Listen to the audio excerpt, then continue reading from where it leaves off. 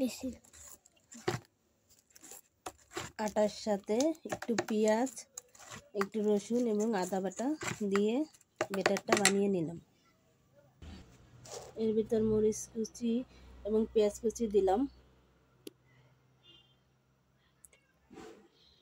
ঠিক লবণ দিয়ে ফেটলাম।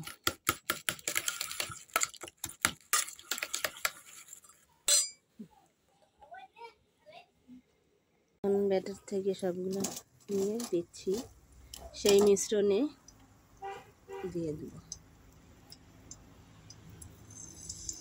সবগুলো এভাবেই ভেজে নেব। সবগুলো দেওয়া হয়ে গিয়েছে, এখন আমরা ভেজে নিব। এভাবে আমরা সবগুলো ভেজে নেব। হালকা তেলেও ভাজতে পারেন, আবার কেউ যদি বেশি তেল দিয়ে ডুবো তেলেও ভেজে এটা পরিবেশন করতে পারেন। এটা কিন্তু খেতে খুবই মজার। আমাদের ডিম আর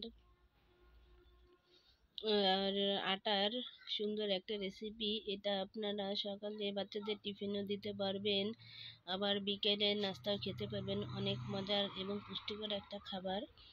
আপনারা বাসায় ট্রাই করবেন আর জানাবেন যে কেমন হলো। সবাই ভালো থাকবেন, সুস্থ থাকবেন। আর আমার চ্যানেলটাকে ভালো লাগলে অবশ্যই লাইক, শেয়ার এবং সাবস্ক্রাইব করবেন দয়া করে। আজকে এই পর্যন্ত। আল্লাহ হাফেজ।